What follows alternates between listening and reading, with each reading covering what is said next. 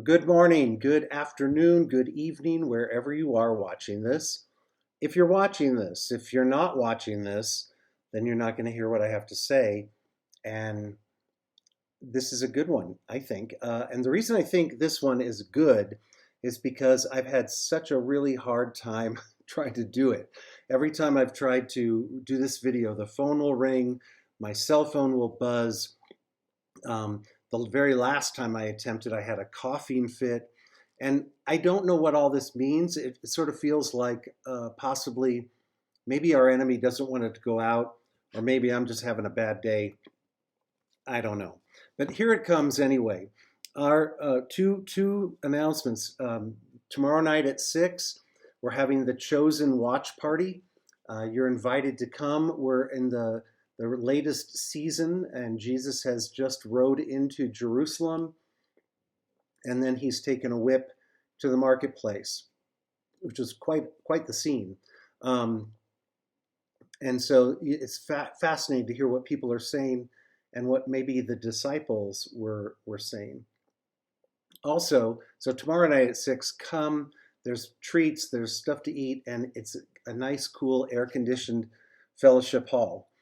Second, fill a backpack is almost over. You have an opportunity to help a child get a backpack or get supplies for their backpack as they go back to school. I think school starts in like 3 weeks or something like that. And school supplies are very expensive for some reason. So please, if you can help, buy a whole backpack. I don't think it's all that much money if you get the set. But if you want to just donate a little bit, that's fine too. Our contact for that is Kim Wardlow, if you have any questions. Okay, here's our verse for today. It's Galatians 4, 6 and 7.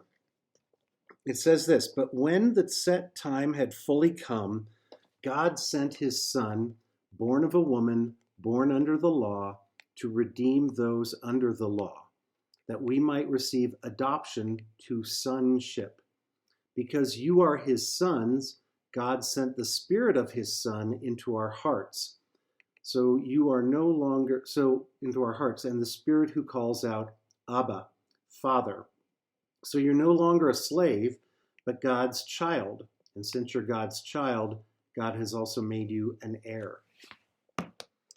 I think that a lot of people think the focus of Christianity is forgiveness, and it is. It's a big part. But what isn't grasped is that there's much more to it. Forgiveness is made available so that you will come home to the Father, right? Forgiveness is part of where we're going, but coming home to God, being with him, is the goal. Remember the story of the prodigal son, and I think Jesus told us this so that we would get a better idea of who the Father is. The story isn't necessarily about the kid that goes AWOL and spends his inheritance in Vegas or something like that.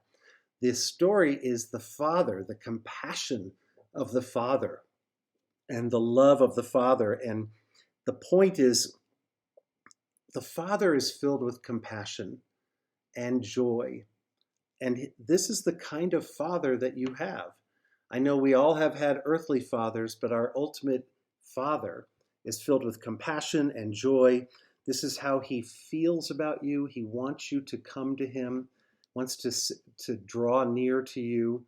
And that's why the Spirit sometimes says we're calling out Abba, which means daddy, to our Lord. So here's my question for you. First of all, do you see that when you're talking to the Lord? Do you understand the kind of entity you're talking to? Yes, all powerful, all wise, all everything, and yet filled with love, filled with compassion, calling you home. And when we turn to him and when we say that, Lord, help me, he's hearing that. So I encourage you to do that. When you pray, I know some people just pray directly to Jesus, or they figure God is somewhere completely far away. Instead, pray to the Father, picturing him as your Father who loves you and is filled with grace, filled with compassion, and wants nothing more than to have you come to him. I hope that helps your prayers today. I will see you soon.